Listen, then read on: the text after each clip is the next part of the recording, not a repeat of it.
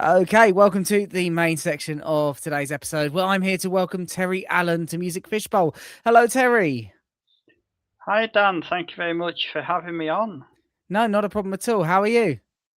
Yeah, I'm really good, thanks. Been a busy week or so since the album came out. Obviously, the book came out on the 1st of June, and Mm, then the album came out on the 5th. So little bit of time between the two, but yeah, it's a little bit different to the first one.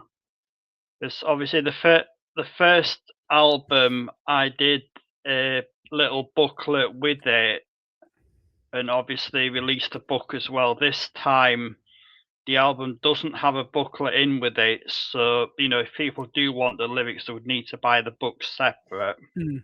Yes, I, But I all, remember you releasing a book last time as well, wasn't it? And now you got another one for yeah, this album too. yeah, and the difference this time is this one is actually on streaming, whereas the first one wasn't. Mm, But the two very different albums in the sense of the first one.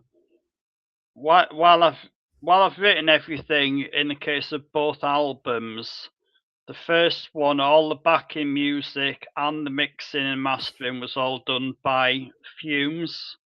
mm. Whereas this time I've done all the backing and he's solely done the mixing and mastering, which I'm very grateful for.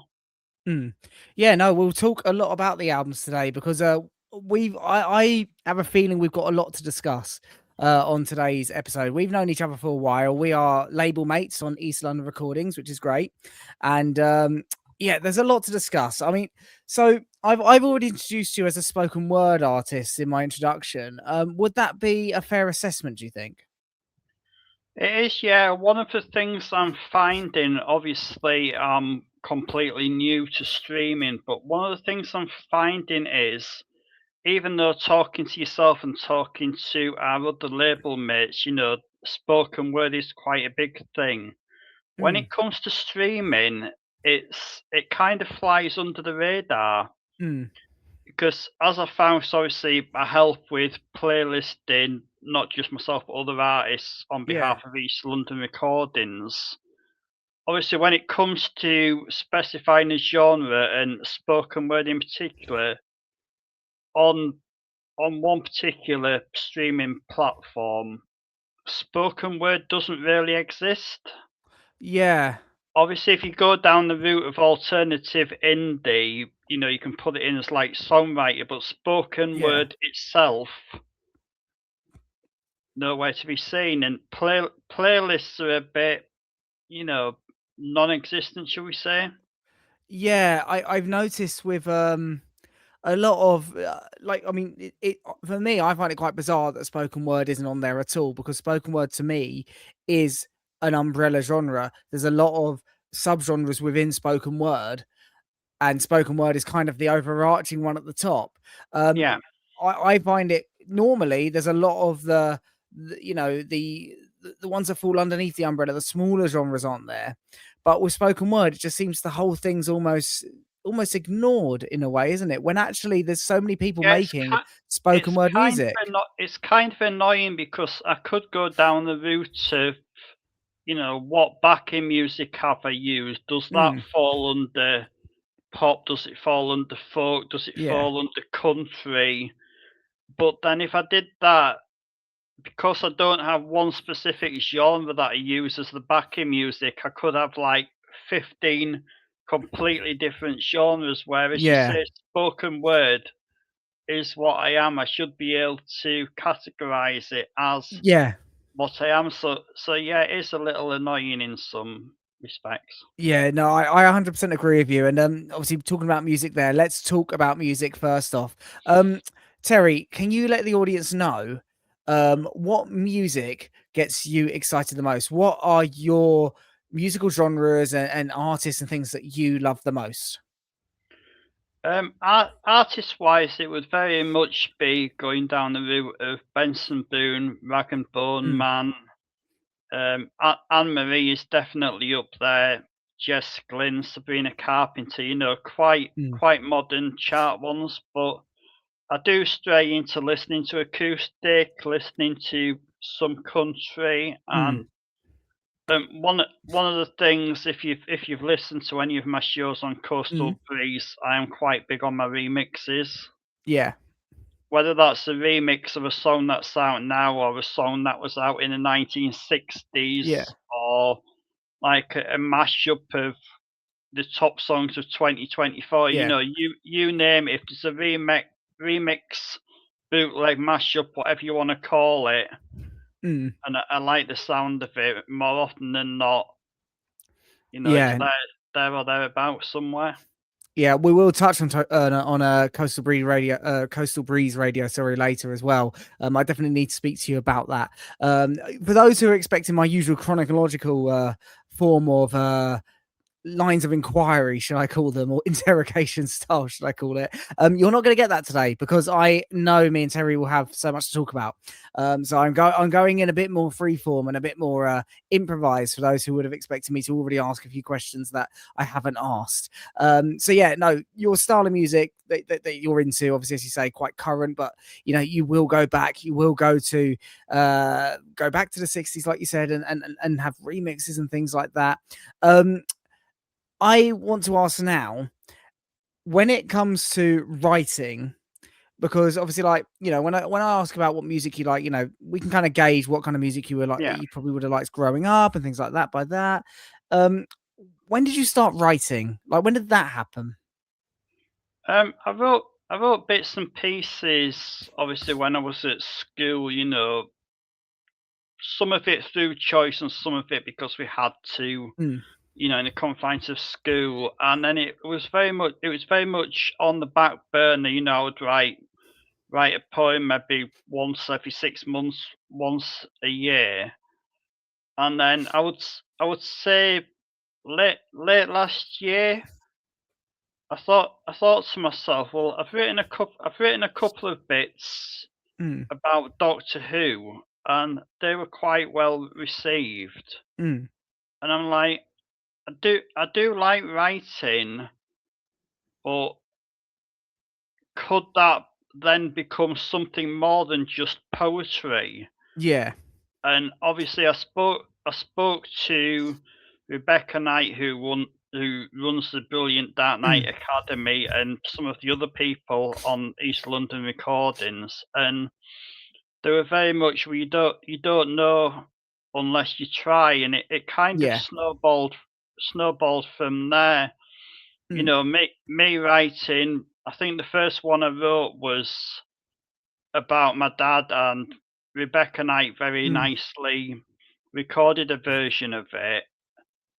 And from there, I've kind of carried on writing, about life experience, things that I resonate with.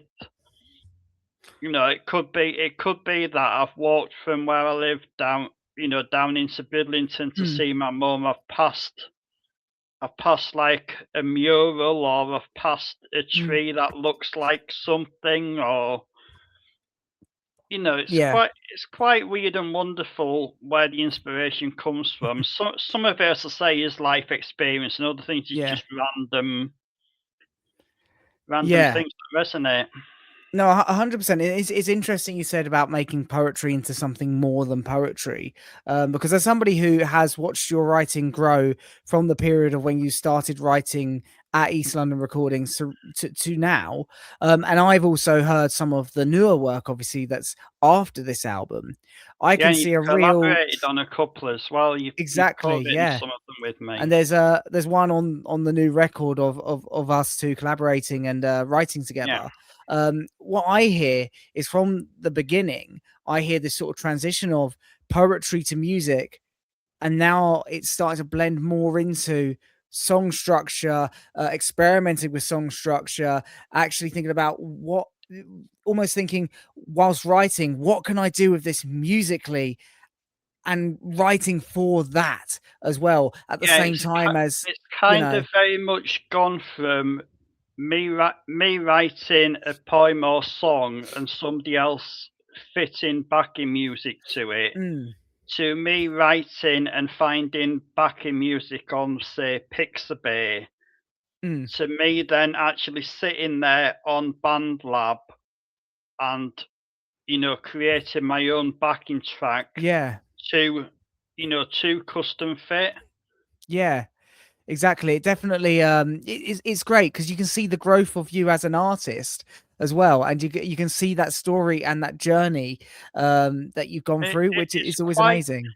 it's quite comical in some respects because, as you know, I've obviously only got 2 albums out in Mm. the world, but on my laptop, I've got, like, 4 sat there.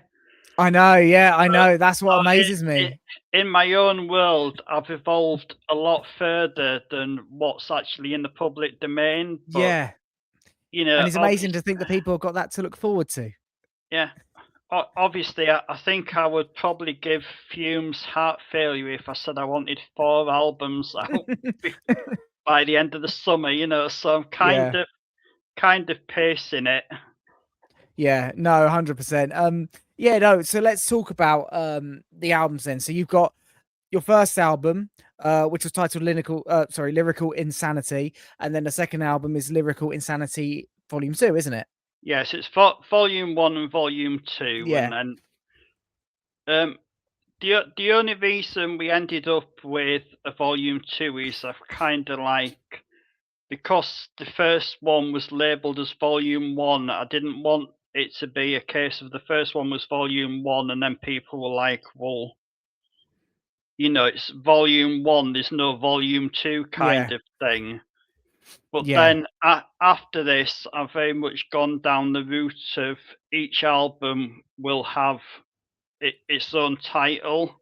Yeah. So Yeah. it's all very much still going to be Terry Allan, but each one, would tell its own tale basically. I mean, there's a trend at the moment of I know like George Michael did it with Volume Without Prejudice and things, and over 30 years ago now.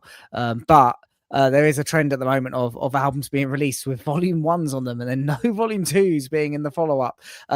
More likely just because the artist has moved on from what they were doing on that album and decides it doesn't fit to be a volume two.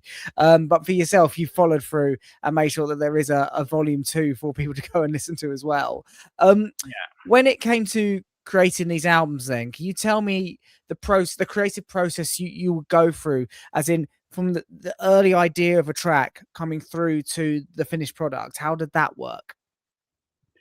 So the first album, I didn't really know what order I wanted the songs Mm, in, what the structure was going to be. So it was very much I'd written however many songs it was. I think there was like 20 songs in total.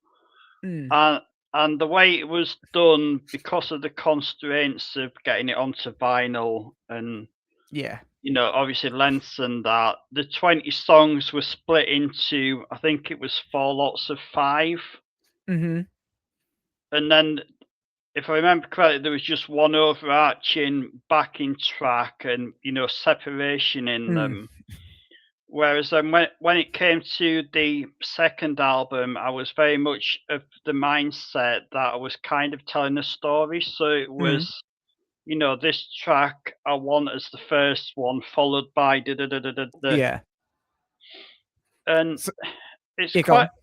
it's quite complex in the fact of, obviously take for example Soulmate, Mm, which bookends the album. The original version of Soulmate was written when I was with my partner, who for various reasons I'm not with now. mm, But I wasn't particularly happy with the original version. mhm, So lyrically, absolutely fine. Musically, I wasn't happy mm, with it, so I went and redid it. So that kind of mm. bookended the album, and then some of the other ones I was kind of in my mind. I want them at that specific position, and then the rest kind of slotted in around it. Yeah. Yeah. So I guess I need to ask then, because you've mentioned that there's a story going on, and I guess you could potentially describe that as a concept album in a way. This story you're telling, is it a running narrative, or is the story more, conceptual, as in here's a song about X, here's a song about Y, here's a song about Z, It's etc. ca when I wrote that, it was very much looking back on the past and looking to the future. And Okay. obviously in the process of finishing off writing that, I split up with my partner, so the albums Mm. kind of took on a, a different meaning Yeah. because of that. So obviously, Yeah. some of the songs were very much written in a lovey-dovey, happy-go-lucky, life is Yeah. great kind kind of mindset. Whereas now they wouldn't be so jolly, happy, cheery, shall we Yeah. say? Yeah. Which kind of reflects in the next album.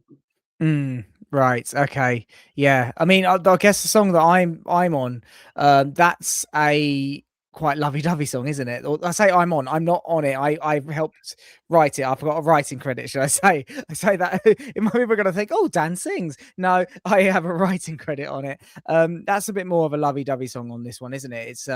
It's struck by Cupid's bow. Struck by Cupid's bow, yeah, that is definitely a lovey-dovey one, and obviously at the time everything was hunky dory with Yeah. my now ex. We're still good friends. Just for the listeners out there, Yeah. we are still good friends. There Yeah. hasn't been World War III by any means. It's just one of those things that happen in life. There's Yeah. a lot going on out with songwriting, radio, and that. Yeah. On a personal level, that Yeah. Things it happen kind in of life, wasn't don't meant they? to be. But yeah, Yeah. life as they say, Dan. Yeah. Exactly. No, 100%. And I guess then the question for yourself, because you're the first spoken word artist that I have had on the podcast. So do you? Here's a question. Here's probably the best question. I'm freestyling a bit with some of these questions, so do forgive Yeah. me. Um, with your writing, do you find that you write from now I know you do this, so you have to hear the whole question to get what I'm trying to say. Um, write from a personal perspective, or do you write from a personal perspective using characters? As in, you don't have to name characters or anything, but you are inserting yourself into another person that you have sort of made up in your mind. I know that seems like a weird question, but when we look at the great songwriters, they often do a mixture of both, or they do, like Springsteen does mainly that. Bob Dylan does a mixture of both. Paul I, McCartney w- I does would heavily say does a mixture of both. I would say it's a bit of a mix. Obviously, like the likes of Gansey Girl. Obviously, I read up about Mm, Gansey Girl and the meaning behind it and the significance yeah, to Bridlington. The Cinder track was very much based on me going to the Cinder track, which is the mm, old railway line from Scarborough to Whitby. yeah, And it's kind of a reflection on not only what I read about it, but what I saw through my own eyes. yeah, And if I was that little bit more confident than what I am, I probably would have done a video of me at the Cinder track, yeah, you know, reflecting on those moments. But obviously, there's just a lyric video to it. So yeah. Um, one of the other ones that I really like is the one that I did with the wonderful Linny Williamson, Thistle or Mm, Rose. Obviously, yeah, the concept behind that was very much I'm from Yorkshire, she's from Scotland, and kind of tying the two different yeah. personalities, Oh, different I hadn't viewpoints thought together. of that when I read the name of the track. I hadn't that hadn't popped in my head. Now that makes If, so much if sense. if you Yeah, listen to it, it's predominantly the bits where Yorkshire's referenced is me, the bits yeah, where Scotland is, quite heavy in the lyrics is Linny, and Yeah. I'm pretty sure we come together on the chorusy bits. Mm. Yeah. No, that makes perfect sense, and I guess it leads me on really nicely to a question that I like to ask a lot of artists, but I don't get the chance to all the time, purely because it's quite a specific question, and that's, do you find that a sense of place, as in where you're from, where you belong, does that affect your music and your writing? I would guess the answer is yes, but I don't want to. That's poor journalism from me to Um, lead into it that. it has done in some respects. Certainly, the bullied bite back was very much Mm, about where I grew up and yeah. school life. So obviously that was a reflective one there. Mm, Melissa was one that was very, very personal to me and very nearly didn't get released at all, mm, because that's actually about an ex that I lost. mm, Obviously, I won't go into great detail on here, yeah. but there is a few people on ELR that know the ins and outs of that. Of But yeah, course. that Yeah. that one was very personal to me, and Yeah. it was written on the anniversary of her passing. Yeah. And I'll be honest, that one took quite a bit of writing, Mm, but once I started, it actually came quite easily. yeah. Yeah. Yeah. I mean, it's, as a writer myself, I'll validate that statement as well in saying that sometimes the ones that take the most work are often the ones that are the most therapeutic. So once you get through the hard work, it actually just kind of ends up flowing really easily, doesn't it? Like, as a Yeah. writer, I guess you'd probably say the same, right? It does just come out, doesn't it? No, I think one of the things you'll probably resonate with is, I know I was out on a walk. I was walking down to see Mm, my mum, and obviously no thoughts in my mind on the way down. mm, But on the way back, it was a spring day, not the greatest of spring days. mm, The sun wasn't blazing by yeah, any means, but it wasn't pouring down either. yeah, And I kind of walked up the road quite slowly, and I was like, getting inspiration. It was like I would get so far. There's a bench. Sit down. I need to mm, write those. I need to write that thought process down. yeah, Got a bit further up the road. Another bench. Oh, there's a couple of mm, lines for verse. And honestly, it's like a 20-minute walk from my mum's. But by the time I'd got from mum's home, I'd pretty much written two verses and part of a chorus. yeah, yeah. No, I do resonate with that. I do a lot of my writing whilst I'm walking as well, when I'm out and about walking, and sometimes it's almost at times the boredom of the walk just gives me something to do, and I just, because I got nothing else to think about, I'm clear. I haven't even got to think about holding the guitar, whatever I'm doing. It just comes, and like, that's where it kind of just comes from because you I haven't was got quite anything lucky that preoccupying. day because it's actually a main road that I walk up, but it was Mm. actually quite quiet for the Oh, time of day. But not normally, I wouldn't have been able to zone out and get into yeah, that thought process because I would have been too busy, for want of a better way of putting it, fearing for my life. You yeah, know, yeah, get, getting up the road, but no, yeah. it's actually quite nice that particular day. It was fairly quiet. I go past the end of Bridlington Old Town, and they've got a Mm, beautiful mural up there now. mm, So it's quite nice, just to look around, see oldie worldy Bridlington, see the yeah. beautiful mural that they've done, and kind of get that into my own words. Yes, yes, no, 100%, 100%. It's turning the world around you into art, and that's like, yeah, this is what a lot of your music does. And I want to talk about the collaborations on your records, particularly the new one as well. Obviously, I know I'm one of them, and I know Linny is one of them as well. Have you got any more collaborations on the record that you can talk about? Unfortunately not. No, I've got Rebecca Knight produced Eternal Rebel, which is a That's a completely collab. different. Which is, That yeah, counts. it is a collab Yeah. of sorts. Yeah, it's a completely different sound, and Mm, it may be something that I experiment with again in the future, but Mm, I'm very much of the viewpoint. Obviously, I've collaborated with yourself. I've collaborated mm, with Linny. I co-wrote for Evolution on When the Lights Fade Out. I'm a mm, co-writer on Queen of yeah. Swords, the brilliant track I did with Bree Mm, McKay. And I'm very much open to, co-writing or writing in the future. And I am actually official songwriting partner for East London Recordings if mm, any of the artists do want to touch base with me.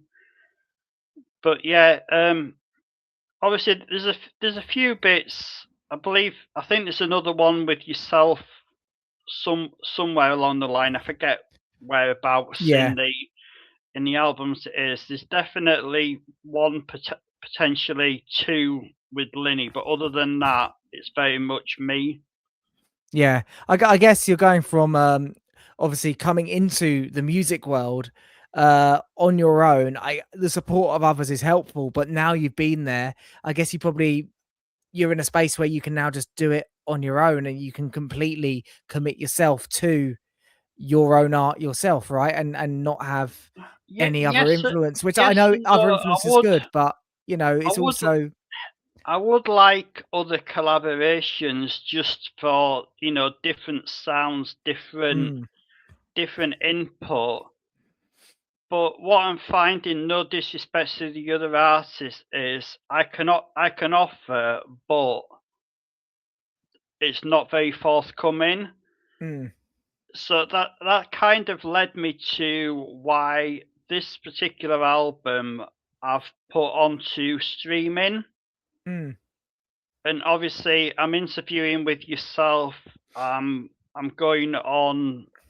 I'm going on another radio on Friday. I don't know whether I'm mm. allowed to mention it, but You can mention anything you like on here. I yeah, don't know. I'm actually going on to eat my brunch on Phoenix Mm, FM with the brilliant Michelle Ward, who's mm, a singer songwriter as yeah. well.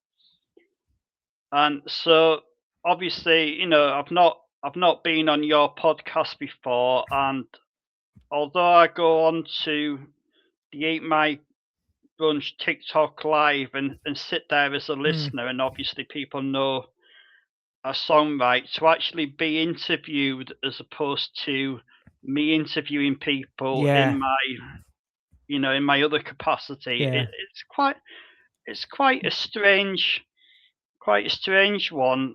I mean, I was having a conversation with Kaz Dupree earlier on around confidence, and Mm, much as I do the radio, I I DJ, I do the songwriting. I was very much I'm quite happy behind the scenes, but yeah. I don't think I'm quite at the place where, obviously, as you know, there's the open mic coming up for Yeah. ELR. Much as I'm going to be attending, I wouldn't be jumping on the stage and suddenly performing two or three of my tracks. The confidence Yeah. isn't quite at that point yet. Yeah. No, yeah. I can understand. It is something that takes some time, I think, and also takes it takes a lot of guts as well. But it comes with time as well, right? And that's kind of where it's kind of where we got to in the conversation. Because I was explaining to him, because I'm doing other bits and pieces that take me out of my comfort zone, Mm, and it's very much last year. I wouldn't have dreamed of being where I am now. yeah. So well in at East London Recordings. And where I am with my songwriting. So it's very much a work in progress, shall we say? Yeah. It's one step at a time. Absolutely. Yeah, exactly.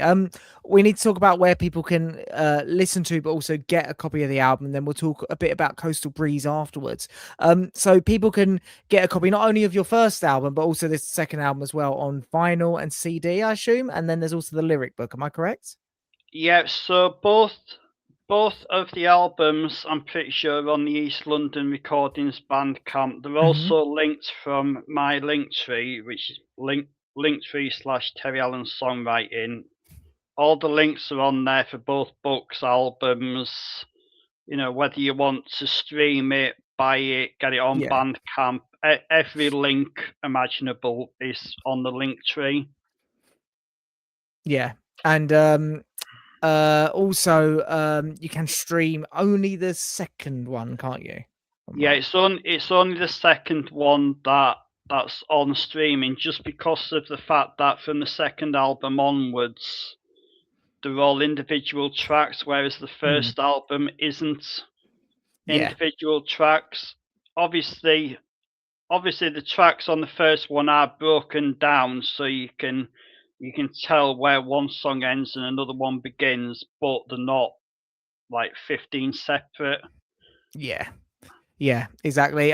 Just want to let you know, congratulations on the album and the previous album. I think both Thank are you. brilliant, and I've enjoyed working on a song with you for it as well. And it's been an honor to be working with you on a song, to be honest, as well. So thank you so much for allowing me that. But yeah, huge congratulations. And I also want to say I will put links to everything if you want to go and purchase a copy, or even simply just stream the second album. All the links will be in the description below for people, and all the links to Alan's socials will be there as well. But Alan, we need to talk. Sorry, Terry. Jesus, I'm calling you by your second name, and I've known you now for well over a year. How sad That's is all that? right, Wix. Oh, dearie me, Wix. It could be Wix.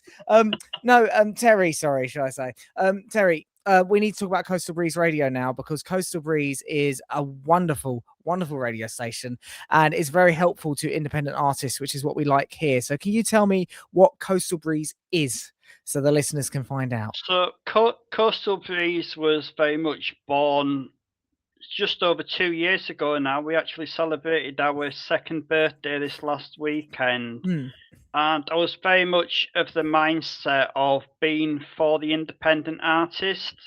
So although we cover many genres, mainly from the noughties to now, but we have some 60s, 70s, Yeah. 80s, you know, right the way through. The onus has always been on the independent artists, which we do through our connected artists. And at the current time of press, we have 329 connected artists. That's brilliant, that. So some of which are with the wonderful EastLondon Recordings, but the majority of them have approached us via the socials, or have got in touch through word of mouth, through radio plugs, you know, whatever means they've got in touch with us. And you know, we do our bit to promote them, they promote us, and it's kind of a two-way thing. Yeah, You know, exactly. they get the promotion and the airplay, we get fantastic independent music. Yeah, exactly, 100%. Can you let people know then what exactly is a connected artist, and how can an artist become a connected artist with Coastal Breeze Radio? So connected artist is basically an independent, unsigned artist. You know, they're not with any particular label. Obviously, they may well be with EastLondon Recordings, but by label, I mean like a massive label, say Yeah. Universal, Yeah. Sony, etc., etc. And what connected artist is, they're basically an unsigned independent artist that's looking for that bit of promotion, bit of airplay.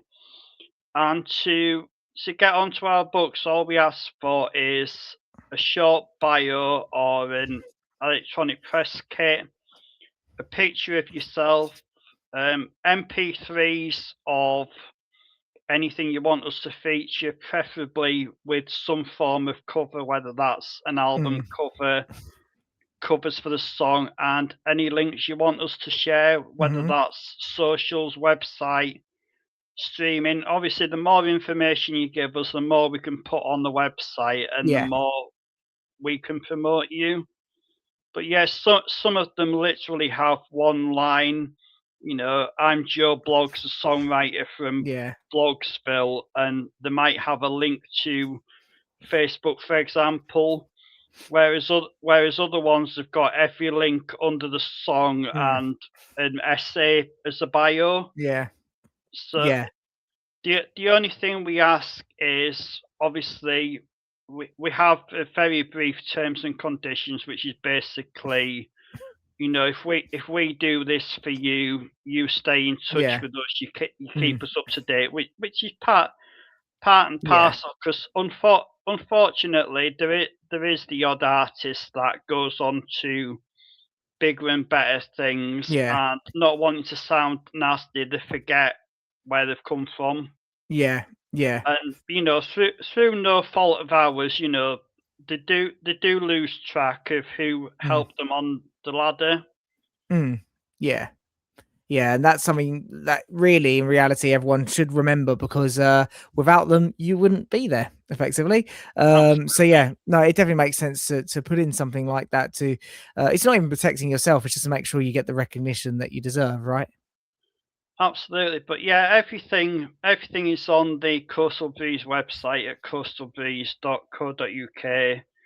There's a very nice shiny menu button on the homepage. If you click on that and look for the connected artists in the menu, it's all on there. And any problems, you can email us radio@coastalbreeze.co.uk, and obviously we can go through it in more detail with you. Yep, you're doing a wonderful, fabulous service to independent music with Coastal Breeze Radio. It's absolutely a real honorable thing that you are doing. So kudos to yourself for that, Terry. I also want to ask you, where can people go and listen to Coastal Breeze Radio if they haven't already? So we're not on DAB or any of them things, but there are links on the website. Obviously, you can listen on the website. There's a nice player down the right hand side of every single page on the website. If you do want to listen out with the website, there is a page on the website that says ways to tune in. We're on Alexa, we're on the MyTuner app, and there are other places that you can listen in on. Yeah. All of it is explained on the ways to tune in page. And if you've seen us on socials, there is a flyer kicking about, especially on Facebook, which has a QR code on. If you scan that, that will get you the Google Play iOS app. Yes, perfect, excellent. And Terry, before we wrap up, obviously we'll wrap up after the recording as well, quickly. But before we do, can you let everybody know not only where they can find your music, but your radio and also yourself on social media? So radio wise, you can find us at coastalbreeze.co.uk. Songwriting wise, link linktree/Terry Allan Songwriting. Everything's linked on there, including my socials. I'm on Instagram, I'm on Facebook, I'm on TikTok, I'm on YouTube. So yeah, and failing that, if you want to check out EastLondon Recordings, whether that's their website or the Bandcamp, I'm somewhere in amongst there as well. Excellent, perfect. Yes, definitely do give all of that a check out. I will put links and everything in the description below so you can find Terry, his music, his radio, East London Recordings, and everything else. You can find it all there. Terry, thank you so much for coming on to Music Fishbowl. It's been an absolute pleasure having you, and you're always welcome back, of course, whenever you like. But we'll wrap up quickly after the episode. But I just want to say once again a huge thank you. Thank you very much for having me, Dan. Been a No pleasure. problem. No worries. Anytime. My pleasure's all mine.